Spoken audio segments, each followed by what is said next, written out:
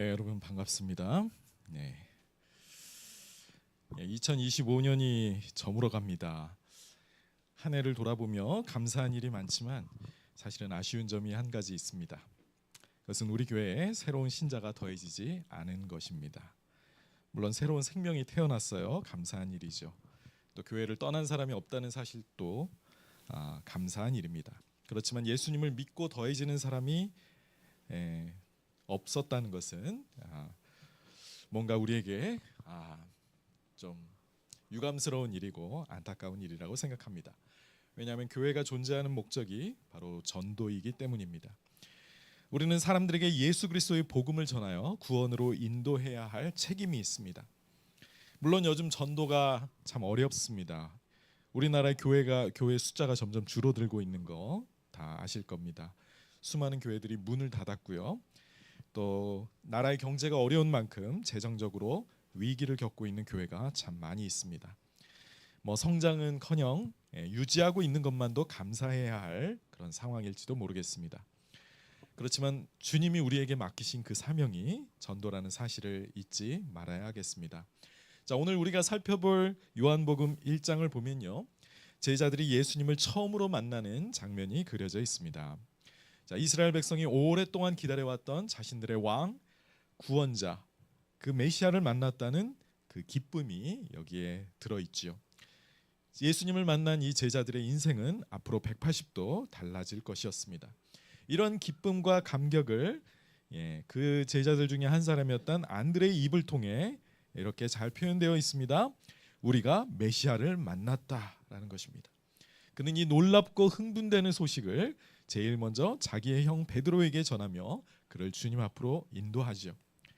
안드레뿐만 아니라 예수님을 만난 이 제자들은 어떤 강요나 의무감 때문이 아니라 이 메시아를 만났다는 이 감격을 주변 사람들에게 전파하게 됩니다. 이것이 우리가 본받아야 할 바로 그런 전도의 모습이 아닐까 생각해 봅니다. 여러분, 예수 그리스도를 만난 감격이 있으십니까?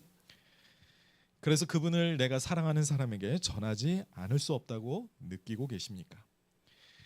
만약에 그런 열정이 식어버렸다면 오늘 다시 한번 이 말씀을 보면서 이런 전도의 마음을, 그 열정을 회복하는 시간이 되기를 원합니다. 저는 오늘 우리가 메시아를 만났다라는 제목으로 하나님의 말씀을 나누겠습니다. 오늘 본문은 요한복음 1장 35절에서 51절까지 있는 좀 긴 본문인데요. 그래도 같이 먼저 읽고 시작하겠습니다. 제가 먼저 읽겠습니다. 또 이튿날 요한이 자기 제자 중 두 사람과 함께 섰다가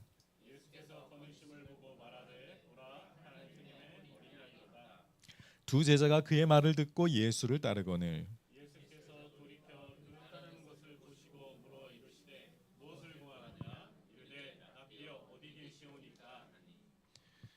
랍비는 번역하면 선생이라 예수께서 이르시되 와서 보라. 그러므로 그들이 계신 데를 보고 그날 함께 거하니 때가 10시쯤 되었더라. 요한의 말을 듣고 예수를 따르는 두 사람 중에 하나는 시몬 베드로의 형제 안드레라. 그가 먼저 자기의 형제 시몬을 찾아 말하되 우리가 메시아를 만났다 하고, 메시아는 번역하면 그리스도라. 그리고 예수께로 오니 예수께서 보시고 이르시되 그가 요한의 아들 시몬이니 장차 게바라 하리라 하시니라. 게바는 번역하면 베드로라. 이튿날 예수께서 갈릴리로 나가려 하시다가 빌립을 만나 이르시되 나를 따르라 하시니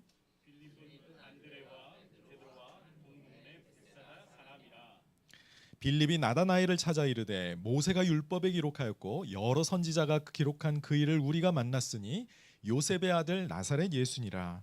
나다나엘이 이르되 나사렛에서 무슨 선한 것이 날 수 있느냐. 빌립이 이르되 와서 보라 하니라.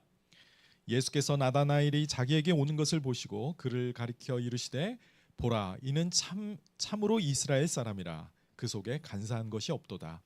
나다나엘이 이르되 어떻게 나를 아시나이까. 예수께서 대답하여 이르시되 빌립이 너를 부르시기 전에 내가 무화과나무 아래에 있을 때에 보았노라.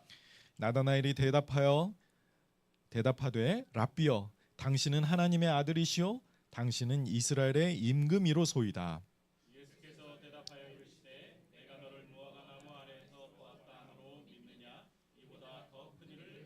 함께 읽겠습니다. 또 이르시되 진실로 진실로 너희에게 이르노니 하늘이 열리고 하나님의 사자들이 인자 위에 오르락내리락 하는 것을 보리라 하시니라.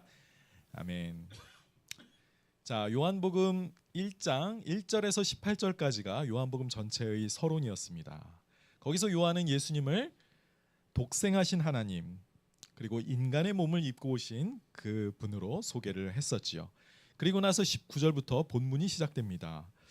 자, 그 예수님의 이야기를 시작하는 기준이 되는 사건을 요한은 예루살렘에서부터 사절단이 와서 침례 요한에게 당신이 그리스도냐라고 묻던 그 사건으로부터 시작하고 있습니다. 요한은 자신은 그리스도가 아니라 그리스도를 세상에 나타내려고 부름받은 보냄받은 자라고 고백을 하지요. 자, 그 날을 기준으로 바로 다음 날 침례 요한은 예수님이 자기에게 나오는 장면을 보게 됩니다. 그를 세상 죄를 지고 가는 하나님의 어린 양이다라고 그래서 소개했지요. 자, 오늘 살펴볼 이야기는 바로 그 다음 날의 이야기입니다. 자, 그러니까 요한에게 사절단이 파송되고 나서 셋째 날에 일어나는 그런 일이에요. 요한은 다시 한번 예수님을 만나고 제자들에게 예수님을 소개합니다. 35절과 36절 다시 보시면 또 이튿날 요한이 자기 제자 중 두 사람과 함께 섰다가 예수께서 거니심을 보고 말하되 보라 하나님의 어린 양이로다라고 말합니다. 자, 요한은 아까 말한 이 셋째 날 그 다음 날 예수님을 만났습니다. 예수님이 지나다니시는 것을 보고 함께 있던 두 제자에게 봐라 하나님의 어린 양이시다라고 소개를 한 것입니다. 자, 전에 말씀드린 대로 하나님의 어린 양이라는 것은 속죄의 죽음을 통해 자기의 백성을 구원할 자라는 의미겠지요. 이 두 제자는 침례 요한을 통해 바로 자기 스승 요한을 통해 예수님을 따르게 됩니다. 37절입니다. 두 제자가 그의 말을 듣고 예수를 따랐다고 합니다. 자, 두 제자는 이제는 요한을 떠나서 예수 그리스도를 따르게 된 거예요. 자, 여기서 요한의 위대함이 드러나죠. 그는 기꺼이 자기의 제자들을 예수님의 제자가 되도록 보내준 것입니다.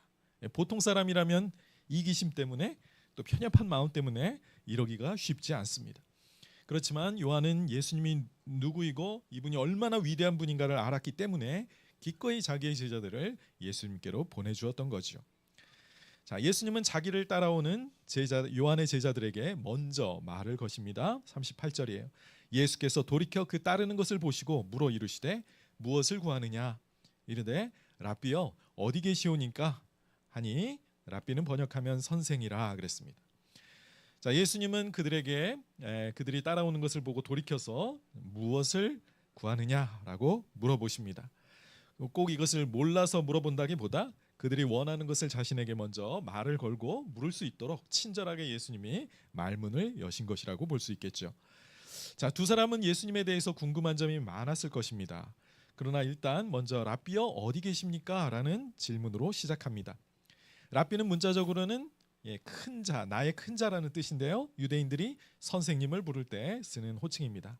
그러니까 제자들은 선생님 어디 사세요? 라고 물어본 거죠. 이 질문은 꼭 예수님이 집이 어디냐 그게 궁금한 게 아니라 예수님 당신에 대해서 더 알고 싶습니다 라는 의도를 표현한 말이라고 보면 좋겠습니다. 자, 그러자 예수님께서는 자신이 사는 집으로 이 두 사람을 초청하십니다. 39절이에요. 예수께서 이르시되 와서 보라. 그러므로 그들이 가서 계신 데를 보고 그날 함께 거하니 때가 10시쯤 되었더라 라고 합니다. 자, 예수님께서 와서 보라고 말씀하십니다. 자신이 머물고 있는 곳 사는 집에 직접 와서 보라는 거지요. 영어로 얘기하면 come and see입니다. 여기에서 이런 단순한 표현인데요. 바로 여기에 예수님의 전도 전략이 숨어 있습니다. 예수님은 자기 집에 그들을 손님으로 맞아 주셨습니다. 그러면서 자신이 사는 모습을 그들에게 보여주셨어요. 자, 두 사람이 그날 예수님의 집에 도착한 시간이 10시라고 했죠. 해가 밝고부터 10시이기 때문에 이 시간은 오후 4시경입니다. 오후 늦은 시간이죠. 그래서 그날 예수님의 집에 머물렀다라고 한 것을 보면 그들은 함께 예수님의 집에 그날 묵으면서 밥도 먹고 차도 마시면서 많은 대화를 나눴을 거라고 우리가 예상할 수 있습니다. 한마디로 그들은 예수님과 오랜 시간을 함께 머물면서 예수님이 누구신가에 대해 충분히 알 수 있는 기회를 가졌다는 뜻입니다. 자, 예수님은 제자들에게 내가 메시아야 라고 하면서 이론적으로 가르치시기보다 자신의 삶을 공개하셨습니다. 와서 보라는 그 말 속에 이런 초청이 잘 드러나 있지요. 환대라고 할 수 있습니다. 마치 친구를 처음 사귈 때와 비슷합니다. 함께 식사를 하고 이야기를 나누며 서로를 알게 되는 것입니다. 예수님이 제자들과 무슨 이야기를 나누셨는지는 성경에 기록되어 있지 않습니다. 그렇지만 우리는 예수님이 그들과 많은 대화를 나누면서 자신이 누구이고 앞으로 어떤 일을 하게 될 것이고 그들과 어떤 관계를 맺고 싶은지를 나누셨을 것이라고 예상할 수 있겠습니다. 자, 이런 방식을 관계 전도라고 불러도 되겠지요. 자, 이런 관계 전도가 자연스럽게 그 자리에 예수님과 함께 있었던 제자 중 한 사람에게 일어납니다. 40절과 41절에 요한의 말을 듣고 예수를 따르던 두 사람 중에 하나는 시몬 베드로의 형제 안드레라. 그가 먼저 자기 형제 시몬을 찾아 말하되 우리가 메시아를 만났다.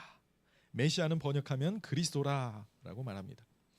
예수님을 따랐던 요한의 두 제자 중 한 사람이 누구였다고요? 안드레였습니다. 안드레 또 다른 제자의 이름은 나와 있지 않은데 대부분의 성경학자들은 바로 이 모든 상황을 목격하고 이 복음서를 쓴 요한이었을 거라고 하는데 동의합니다. 자, 41절에서 주목할 만한 단어는 먼저입니다. 그가 먼저 자기의 형제 시몬을 찾아 예수님을 전했다는 것이죠. 자, 안드레에게 형이 있었는데 예수님을 만나고 예수님이 메시아라는 사실을 발견하고 제일 먼저 한 일이 무엇이다? 자기의 친형인 시몬에게 찾아가 예수님을 전파한 것입니다. 자, 여러분 안드레라는 이름은 성경에 자주 나오지는 않죠. 그런데 그가 했던 일 중에 참 훌륭한 일이 있었는데 그것은 바로 자기의 형 베드로를 주님께로 인도한 일입니다. 바로 이 시몬이 장차 예수님의 수제자로 알려질 바로 그 베드로입니다. 42절을 보시면 데리고 예수께로 오니 예수께서 보시고 이르시되 내가 요한의 아들 시몬이니 장차 게바라 하리라 하시니라. 게바는 번역하면 베드로라고 했습니다. 자, 게바는 반석을 의미하는 큰 바위죠. 그걸 의미하는 아람어였습니다. 히브리 방언 중에 이제 아람어가 있는데 예수님 당시에 쓰던 말이 아람어였어요. 자, 그런데 그것을 그리스어로 하면 헬라어로 바꾸면 그것은 페테르, 피터였으며 베드로였습니다.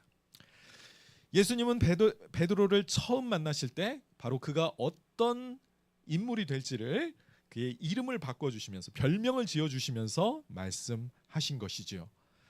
자, 여러분 베드로는 바로 안드레의 전도로 예수님을 만나게 되었다는 사실을 우리가 기억해 봅시다. 안드레는 우리에게 전도의 중요성을 일깨워 줍니다. 안드레가 먼저 예수님을 믿고 또 따랐지만 그가 인도한 그 형이 참 이 반석이라는 이름처럼 교회에 엄청나게 중요한 역할을 하게 되지요. 안드레의 전도 방법은 무엇이었습니까? 딱히 방법이랄 것도 없죠. 관계의 전도였습니다. 자신과 가장 가까운 존재인 형에게 예수님에 대해서 이야기를 나눠준 겁니다. 이미 형과 동생이라는 그 신뢰관계가 있었기 때문에 형으로서 동생의 말을 잘 믿고 또 따를 수가 있었던 것이지요. 예수님을 네 번째로 따르게 된 사람이 이제 등장하는데 그는 빌립입니다. 첫 번째 두 제자와 그 형이었던 베드로와는 달리 빌립은 예수님과의 접점이 아무것도 없었습니다. 그런데 이번에는 예수님이 먼저 그를 찾아가셔서 그를 제자로 삼으십니다. 43절을 보겠습니다. 이튿날, 또 그 다음 날이죠. 그러니까 첫째 사건으로부터 네 번째 되는 날 예수께서 갈릴리로 나가려 하시다가 빌립을 만나셨어요. 그리고 나를 따르라 라고 하셨습니다. 여기서 이 follow me라는 예수님의 명령이 참 우리에게 큰 소리로 들립니다. 거역할 수 없는 왕의 명령이시죠. 여러분 예수님의 제자가 되는 것은 우리가 자원한다고 되는 일이 아니라는 사실을 기억해야 되겠습니다.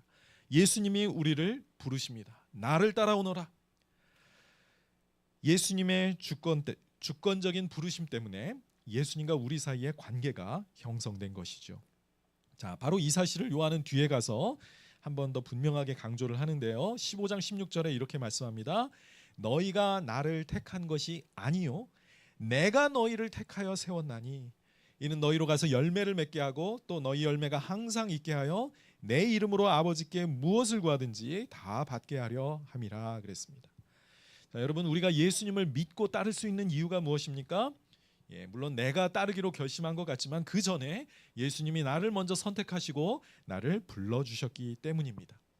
한마디로 예수님과 나와의 관계는 내가 원한다고 되는 것이 아니라는 것입니다.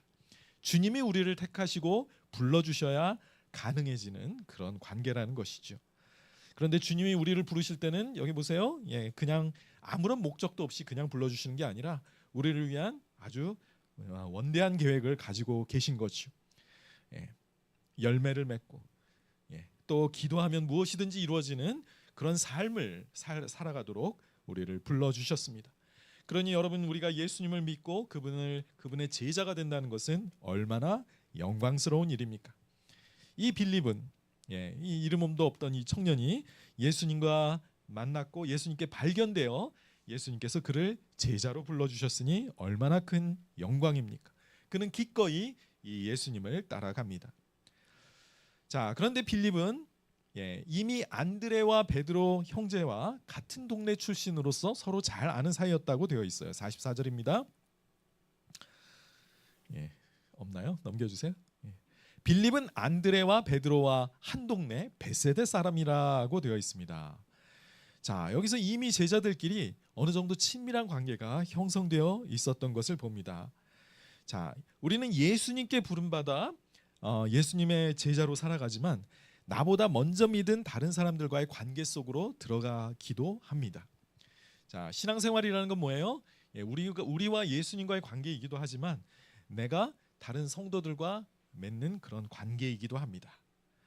자, 베드로, 안드레 그리고 요한이 있었던 그곳에 빌립이 더해지면서 예수님의 공동체가 점점 성장해 가는 것을 보게 됩니다.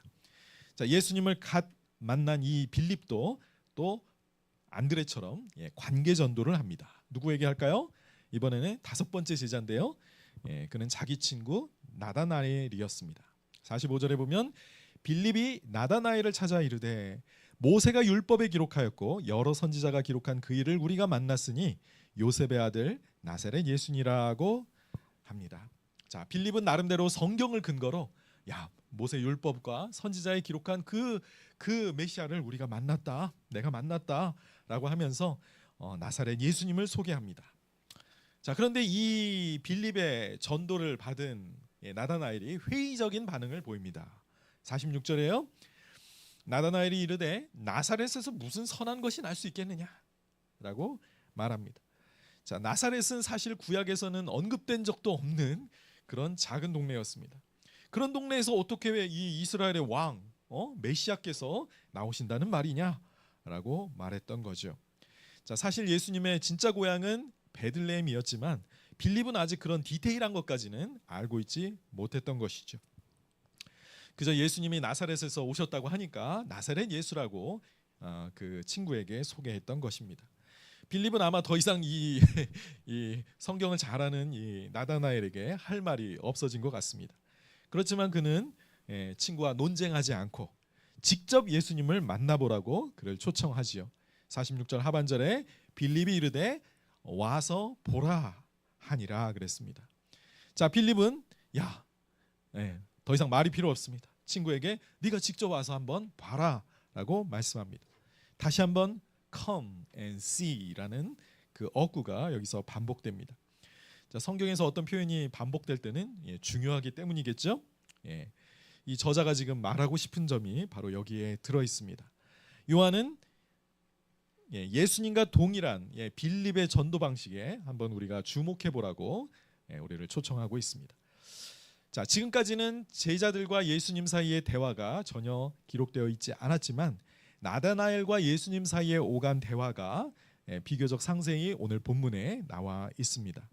자, 빌립의 손에 이끌려 예수님께로 온 나다나엘을 보시자마자 예수님께서 그에게 말씀하십니다. 47절에 예수께서 나다나엘이 자기에게 오는 것을 보시고 그를 가리켜 이르시되 보라, 이는 참으로 이스라엘 사람이라 그 속에 간사한 것이 없도다라고 말씀하십니다.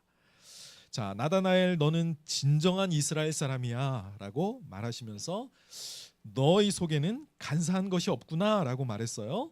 자, 이렇게 처음 본 사람에게 이런 표현을 하는 게 좀 이상하게 느껴질 수 있는데 예수님의 간사함이 없다라는 이 표현이 무엇을 의미하냐? 이 간사하다라는 말은 남을 속이는 것을 말합니다. 자, 그런데요, 잠시 후에 소개될 구약의 인물 야곱의 이름이 속이는 자거든요. 그래서 나다나엘은 사실 지금 이 말 속에서 사실 깜짝 놀랄 만한 예수님의 능력을 사실 경험했던 겁니다. 자, 48절에서 나다나엘이 말합니다. 나다나엘이 이르되 어떻게 나를 아시나이까? 예수님의 칭찬하시는 말씀에 깜짝 놀랍니다. 자기를 본 적도 없는 분이 자기를 익히 알고 있는 사람처럼 말씀하셨기 때문이에요. 나다나엘은 예수님이 자기를 정확하게 꿰뚫어보고 계시다고 느꼈습니다. 자, 왜 그런지 조금 이따 볼게요. 나다나엘의 마음이 이제 살짝 열리기 시작합니다. 예수님이라는 분의 흥미를 느끼고 놀란 것이죠. 바로 이어서 예수님께서 자신의 신성한 능력을 나타내 보이십니다. 이어서 예수께서 대답하여 이르되 빌립이 너를 부르기 전에 내가 무화과 나무 아래 있을 때 내가 보았다 라고 말씀하시는 거죠. 예수님은 좀 끄겠습니다. 자, 예수님은 자신에게 일어난 일을 보지도 않고 정확하게 알고 계셨던 것이죠.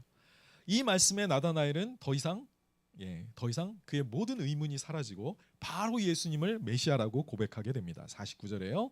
나다나엘이 대답하되 랍비여, 당신은 하나님의 아들이시요 당신은 이스라엘의 왕이십니다 라고 고백하지요. 하나님의 아들 그리고 이스라엘의 임금 모두 다 메시아, 즉 그리스도임을 인정하는 표현들입니다. 자, 나다나엘은 예수님이 보통 사람이 아니라 자신은 모든 것을 이미 알고 계시는 그 하나님의 아들이시라고 그가 인정한 것이죠. 자, 친구 빌립이 자기에게 예수님에 대해서 소개했을 때는 그는 믿지 못했습니다. 그런데 예수님을 직접 만나서 대화를 해보니 그분은 틀림없는 하나님의 아들이시고 그리스도, 이스라엘의 왕이시라는 사실을 확신하게 된 것이죠. 자, 그런데 거기에 더해 예수님은 한마디 더 놀라운 말씀을 덧붙여 주십니다. 50절이에요. 예수께서 대답하여 이르시되 내가 너를 무화과 나무 아래 있었다 함으로 믿느냐? 이보다 더 큰 일을 보리라. 예수님은 다니엘이 지금 예수님과의 대화에서 경험한 이 놀라운 이 예수님의 영광이 아무것도 아니라고 말씀하는 겁니다. 앞으로 그는 더 크고 놀라운 메시아의 능력을 체험하게 될 것이라고 말씀하는 것이죠. 51절입니다. 또 이르시되 진실로 진실로 너희에게 이르노니 하늘이 열리고 하나님의 사자들이 인자 위에 오르락내리락 하는 것을 보리라 하시니라 그랬습니다. 자, 나다나엘이 앞으로 경험하게 될 일이 무엇입니까? 자, 지금 예수님께서 여기에서 야곱이 베델이라는 곳에서 보았던 그 환상을 언급하십니다. 자, 잠깐 설명드리면 야곱이 자기 형 에서의 분노를 피해서 삼촌 집으로 피난을 가죠. 도망가던 그 때입니다. 그 베델이라는 곳에서 잠시 머물면서 거기서 잠이 들었는데 돌베개를 하고 잠이 들었는데 그의 앞에 환상이 펼쳐지게 됩니다. 자, 하늘이 열리고 그 하늘에서부터 자기가 있는 곳까지 계단 또는 사다리가 보이는 거예요. 그리고 하나님의 천사들이 그 사다리를 부지런히 오르락내리락 하고 있는 모습을 보았어요. 가장 놀라운 사실은 무엇입니까? 이 사다리 끝에 바로 하나님이 서 계시는 그 환상을 이스라엘의 조상 야곱이 보았던 것입니다. 예수님이 이 이야기를 꺼내신 이유가 무엇일까요? 그것은 아까 나다나엘이 무화과 나무 아래에 있었다는 사실과 관련됩니다. 무화과 나무 아래는 보통 유대인들이 하나님의 말씀을 공부하는 자리였습니다. 말씀을 묵상하고 공부했던 그 자리였고요. 빌립이 나다나엘을 만나기 전에 무화과 나무 아래에 있었다고 하셨죠? 그럼 무화과 나무 아래서 나다나엘은 하나님의 말씀을 묵상하고 있었는데 무슨 말씀을 묵상하고 있었던 걸까요? 바로 예수님이 지금 언급하고 계신 야곱의 환상입니다. 야곱, 이 간사한 자에게 보여주셨던 그 놀라운 환상을 지금 예수님께서 말씀하고 계신 것이죠. 조상 야곱이 베델에서 천국에 이르는 계단을 보았던 그 환상을 이야기하십니다. 나다나엘은 이 야곱이 보았던 이 영광스러운 그 환상을 묵상하고 있었는데, 그래서 예수님께서 자기를 보자마자 간사함이 없다라고 하셨을 때 깜짝 놀랐던 겁니다. 내가 지금 방금 전에 하고 있었던 그 생각을 예수님이 읽고 계셨던 것이죠. 나다나엘은 이미 예수님이 메시아라고 고백했지만 아마 예수님께서 그 지금 이 야곱의 환상 이야기를 자기에게 들려주셨을 때는 아마 정말 까무라칠 정도로 놀랐을 것입니다. 야곱이 보았던 그 영광스러운 일, 하나님의 천사가, 하늘이 열리고 하나님의 천사가 야곱 위에 오르락내리락 했던 그 놀라운 일이 지금 예수님의 주변에서도 일어나게 될 것을 말씀하십니다. 야곱의 환상에서는 사다리가 있었지만 지금 예수님이 언급하신 그 말씀 속에는 사다리가 없죠. 왜 그럴까요? 하늘과 땅을 이어주는 사다리, 천국과 이 땅을 연결해주는 그 계단이 바로 예수님 자신이었기 때문입니다. 예수님 위에 하나님의 천사들이 오르락내리락 하는 것을 네가 이제부터 경험하게 될 거야 라고 말씀하신 것입니다. 자, 오늘 말씀이 전도에 관해 주는 교훈을 세 가지로 정리해 보고 싶습니다. 첫 번째로, 자, 우리 교회가 사람들이 예수님을 와서 볼 수 있는 교회가 되기를 바랍니다. 자, 예수님은 제자들을 자기 집에 뭐라고 초청하셨어요? Come and see라고 초청하셨죠. 빌립도 자기 친구 나다나엘에게 너도 come and see, 와서 봐라고 말하면서 전도했습니다.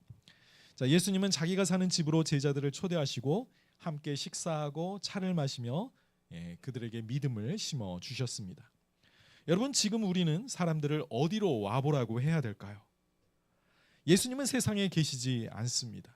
그렇지만 그분의 몸인 교회가 이 땅에 존재하고 있습니다. 그리스도의 몸인 교회는 바로 예수님의 삶과 사역을 이 땅에서 이어가는 그런 공동체입니다. 교회는 이 땅에서 예수님을 보여주는 곳이, 예수님을 경험할 수 있는 그런 곳이 되어야 합니다. 자, 교회는 예수 그리스도를 따라가는 자들의 무리이죠. 그리고 그들은 바로 이 복음을 전할 사명을 받고 있습니다. 여러분, 세상이 그런데 점점 복음을 잘 받아들이지 않습니다. 말로만 복음을 전해서는 정말 이들이 잘 믿으려고 하지 않지요. 오늘 본문이 우리에게 주는 도전은 무엇입니까? 복음을 말로만 전할 것이 아니라 우리의 삶을 통해 경험할 수 있도록 도와주어야 한다는 것입니다. 우리나라의 베스트셀러 중에 트렌드 코리아 뭐 쭉 있죠. 해마다 나오는 그 책을 언젠가 보았던 내용이 기억이 납니다. 기업은 이제 소비자들에게 경험을 팔아야 한다고 거기서 조언하더군요. 사람들이 점점 온라인으로 구매를 하면서 이 오프라인 현장 매장들이 거의 많이 죽어가고 있다고 합니다. 아닌 게 아니라 그렇죠. 막 공실률이 늘어나고 있다, 이런 뉴스가 계속 들립니다. 사람들이 이제 온라인으로 소비하기 때문인데요.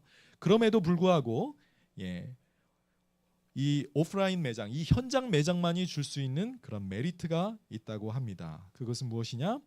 바로 이 제품을 경험할 수 있는 그런 장을 마련해 준다는 것이죠. 뭐 저 같은 사람은 이제 책을 많이 사니까 보통은 온라인으로 삽니다. 온라인 서점에 진짜 없는 게 없이 다 있죠. 그렇지만 저는 로컬 서점에 가는 것도 참 좋아합니다. 거기에는 없는 책이 많아요. 그렇지만 그 서점에 진열되어 있는 많은 책들을 만져보고 또 열어보고 또 살짝 읽어보면서 이 책을 경험하게 되거든요. 그러다 보면 그 로컬 서점에서 그 장소 그 시간에만 내가 만나게 된 그 책을 저는 구매하고 싶은 그런 충동을 느끼게 됩니다. 자, 예수님은 요한의 제자들에게 와서 보아라라고 말했습니다. 예수님은 자신을 경험하도록 초청하신 것이지요. 저는 우리 교회가 이제 참 감당해야 될 일이 바로 이것이라고 생각합니다. 교회는 그리스도의 몸으로서 이제 예수님의 사역을 물려받았지요. 다시 말해 예수님은 교회를 통해 이제 이 세상에 존재하고 계신 것이고 이곳을 통해 자신을 알려주시고 계신 것입니다. 교회는 그래서 이 세상 사람들에게 예수님이 어떤 분인가를 정말 경험할 수 있도록 도와주는 그런 곳이 되어야 하겠습니다. 자, 예수님을 믿고 또 그래서 그 삶이 그분을 믿고 그 신앙생활을 하는 그 복된 삶을 우리는 말로만이 아니라 우리의 삶을 통해 경험할 수 있도록 도와주어야 한다는 것이죠. 하나님의 나라에 들어가게 되었다는 그 사람들이 정말 살아가는 그 모습을 볼 때 정말 세상에서는 경험할 수 없는 그 천국을 여기서 맛볼 수 있구나 라고 그들이 느낀다면 아마 그들은 교회에 더해질 것이라고 생각합니다. 바로 우리가 이렇게 예수님을 경험할 수 있게 와서 보라고 하면서 경험할 수 있게 해주는 교회가 되기를 바랍니다. 자, 둘째로 그런 교회는 바로 친밀한 관계 형성을 통해 확장되어 간다는 사실을 우리가 배울 수 있기를 바랍니다. 자, 예수님은 요한의 두 제자를 자신과 먼저 친밀한 관계로 이렇게 불러주셨죠. 그래서 그들을 환대하시면서 집에 환대하시면서 친해지고 그러면서 믿음을 심어 주셨습니다. 자, 그러자 그 중에 한 사람이었던 안드레가 이번에 자기와 제일 친밀한 형을 예수님께로 인도하는 모습을 봅니다. 그리고 예수님께서 직접 불러주신 빌립도 예수님을 만나고 나서 제일 친한 자기의 친구 나다나엘에게 예수님을 소개하는 것을 봅니다. 그리고 또 베드로와 안드레, 빌립이 같은 마을 출신이라는 사실도 보게 되지요. 우리는 이름이 나와 있지 않은 이 제자가 요한이라는 사실을 봤는데 또 요한의 형 야고보도 예수님의 제자 또 나중에 사도로 세워지는 것을 보게 됩니다. 자, 무슨 말입니까? 교회는 친밀한 관계로 엮이고 확대되는 그런 곳임을 우리가 볼 수 있다는 것이죠. 예수님은 자신이 메시아라는 사실을 알게 해주는 동시에 그들과 친밀한 관계를 맺으셨습니다. 자기 집에 초청하여 함께 먹고 마시며 오랜 시간 대화를 나누셨습니다. 자, 우리도 복음을 전하면서 이런 친밀한 관계를 함께 형성해 가야 할 필요가 있습니다. 복음을 이론적으로 관계가 형성되지 않은데 이론적으로 막 그 사람에게 전한다고 그 사람이 정말 과연 예수를 믿게 될까요? 교회에 더해질까요? 어려울 겁니다. 자, 아무리 우리가 복음을 잘 전해서 누군가를 교회 안으로 인도했어도 여기서 친밀한 관계가 형성이 안 돼. 따로 놀아, 외로워. 그러면 그가 교회에 더해질 수 있을까요? 그래서 요즘은 자기가 아는 사람, 누구 친구가 함께 있지 않으면 교회에 참 적응하기가 어려워집니다. 자, 여러분 사실 우리가 어떻게 예수님을 믿게 되었는지 한번 생각해 보세요. 먼저 교회 밖에서 개인적으로 예수님을 만난 후에 교회에 더해지게 되었습니까? 아니면 먼저 교회를 다니고 있다가 다니던 중에 예수님을 만나게 되었을까요? 후자의 경우가 훨씬 더 많은 것을 보게 됩니다. 자, 여러분 교회가 정말 예수님을 경험하는 곳이 되기를 원한다면 우리 성도들 간에 이런 친밀한 관계로 서로 엮이고 짜여져서 함께 성장해 가야 되겠죠. 예수님은 제자들에게 서로 사랑하라는 계명을 주셨습니다. 여러분 너무 잘 알고 계시죠? 신약 성경에서 예수님이 주신 유일한 계명이고요. 모든 구약의 계명의 요약입니다. 요한복음 13장 34절 35절 우리 함께 읽어볼까요? 시작. 새 계명을 너희에게 주노니 서로 사랑하라. 내가 너희를 사랑한 것 같이 너희도 서로 사랑하라. 너희가 서로 사랑하면 이로써 모든 사람이 너희가 내 제자인 줄을 알리라. 자, 서로 사랑하는 것, 친밀한 관계 가운데 서로를 받아주고 또 이 관계를 맺는 것이 왜 중요한가요? 전도를 위해서도 중요합니다. 너희가 서로 사랑하면 이로써 모든 사람이 내 제자인 줄을 알게 될 거야 라고 말씀하셨죠. 자, 우리가 복음을 살아내는 교회가 되려면 우리 교회 성도들 간에 이런 친밀한 사랑으로 하나가 되어야 하지요. 이런 교회야말로 세상에서는 찾아볼 수 없는 특별한 하나님의 사회, 하나님의 공동체가 되는 것이죠. 여러분 사람들이 그런 공동체에 목말라 하고 있다는 사실을 여러분 알고 계시지 않습니까? 이런 교회를 찾고 있습니다. 여러분 복음 전도와 친밀한 관계 형성이 함께 간다는 사실을 명심하십시오. 복음을 전하려면 그러니까 나와 먼저 친밀한 관계가 형성되어 있는 그 사람에게 먼저 복음을 전하는 그런 시도를 해보시기 바랍니다. 아직도 내 주위에 내 가족이나 친구 중에 복음을 내가 전하지 못한 그런 사람이 있다면 여러분 올해가 다 가기 전에 한번 연락해서 예수님을 믿으라고 또 교회로 초청해 보시면 좋을 것 같습니다. 자, 세 번째로 우리는 교회 안에서 예수님의 영광을 더 깊이 더 많이 체험해야 합니다. 여러분 사람들이 교회에 와서 예수님을 경험하려면 우리끼리 서로 인간적으로 사랑하고 또 서로 섬기고 하는 그런 모습만으로 충분하지 않습니다. 뭐가 있어야 될까요? 예수님의 영광이 이 가운데 나타나야 해요. 나다나엘은 예수님과의 만남에서 바로 그런 메시아의 영광을 경험했습니다. 그런데 예수님은 너 이보다 더 큰 영광을 보게 될 거야 라고 그에게 말씀하시죠. 자, 예수님은 두세 사람이 내 이름으로 모인 곳에는 나도 그들 가운데 있다는 말씀을 하신 적이 있습니다. 예수님 그리스도의 이름으로 예수 그리스도의 이름으로 모인 그 두세 사람 속에 예수님의 임재가 있고 예수님의 임재가 있다면 그 안에 예수님의 영광이 나타나게 마련입니다. 자, 그런 영광이 있기 때문에 성도들의 삶에 변화가 일어나는 것입니다. 예수님은 안드레가 형인 베드로를 딱 데리고 왔을 때 뭐라 그러세요? 그는 평범한 어부에 불과했지만 예수님은 이 베드로의 미래 속에 그가 베드로 반석 장차 교회의 반석이 될 중요한 인물이라는 사실을 말씀해 주시죠. 바로 그런 변화, 평범한 어부가 교회의 위대한 지도자가 되는 그런 변화가 바로 예수님과의 만남 속에서 예수님이 보여주시는 그 영광 속에서 일어나게 된다는 사실이죠. 여러분 나다나엘이 예수님과의 만남 속에서 경험했던 그 영광에도 우리가 다시 한번 주목해 볼까요? 예수님은 나다나엘에게 모든 것을 아시는 전지하신 하나님의 능력을 보여주셨습니다. 그가 어떤 사람인지 그가 방금 묵상하고 있었던 그 말씀으로 그를 딱 정의하셨고 또 그가 빌립을 만났을 때 빌립이 자기를 전도하러 왔을 때 그 무화과 나무 아래 있었던 그 사실과 또 거기서 심지어 그의 머릿속으로 무슨 말씀까지 묵상하고 있었는지를 예수님은 말씀해 주셨습니다. 나다나엘은 그 모든 것을 알았을 때 정말 까무러칠 정도로 놀랐겠지만 예수님은 뭐라 그러세요? 그거 별거 아니야. 너 이제부터 네가 읽었던 그 말씀이 있지?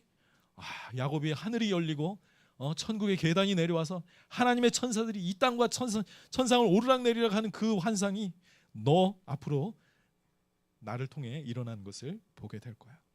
앞으로 이보다 더 큰 영광을 보게 되리라. 여러분 이 일은 바로 21세기를 살아가고 있는 우리 교회에도 여전히 진리라고 생각합니다. 예수님은 우리에게 이론적으로만 머리로만 믿으라고 말씀하시지 않습니다. 예수님이 계신 곳에 예수님의 영광이 드러납니다. 그분이 진심으로 하나님의 아들이시요 이 세상의 구원자라는 그 사실을 믿도록 하기 위해서 믿는 자들 가운데 예수님은 살아서 역사하시는 것입니다. 여러분 지금까지 예수님의 영광을 보았기 때문에 믿고 계시죠? 그런데 예수님 뭐라 그러세요? 너 이거 가지고 만족하지 말아라. 이제 더 큰 일을 더 큰 영광을 너는 보게 될 것이다. 하늘이 열리고 천사들이 예수님 위에 오르락내리락 하는 것을 여러분 우리도 보게 될 줄 믿어야 할 것입니다. 기대하십시오. 앞으로 여러분의 인생 가운데 예수님의 영광이 드러나게 될 것입니다. 저는 오늘 우리가 메시아를 만났다라는 제목으로 말씀을 전했습니다. 여러분 많은 사람들이 특히 젊은 사람들이 교회를 떠나고 있는 이 시대를 우리가 살아가고 있습니다. 그러면서 교회가 과연 어떤 곳이 되어야 할까 고민하게 되지요. 오늘 말씀을 보면 예수님은 와서 보라고 사람들을 자기에게로 초청하시는 모습을 봅니다. 이제는 그분의 몸인 이 교회가 바로 사람들에게 와서 보세요. 여기서 예수님을 경험하실 수 있습니다. 라고 초청할 수 있는 그런 교회가 되기를 원합니다. 그러려면 우리는 더 서로 친밀하게 서로 사랑하는 관계로 엮여져야 되겠죠. 그리고 또한 우리 가운데 우리의 믿음을 통해 예수님의 영광스러운 역사가 우리 가운데 더 많이 더 깊이 또 체험되어야 할 줄 믿습니다. 와서 보십시오. 여기서 사람들이 얼마나 변화되었는지, 여기 와서 그들 이 예수의 제자들끼리 얼마나 서로를 사랑하는지, 그리고 예수님께서 얼마나 생생하게 살아서 이들 가운데 역사하고 계신지 여러분 와서 보십시오 라고 세상에 증언할 수 있는 우리가 되기를 바랍니다. 기도하시겠습니다.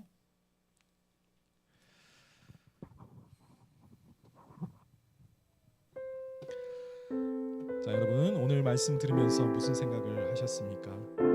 정말 이런 교회가 되고 싶지 않습니까, 여러분? 정말 사람들이 교회를 떠나고 점점 예수님을 믿기 어려워하는 이 시대에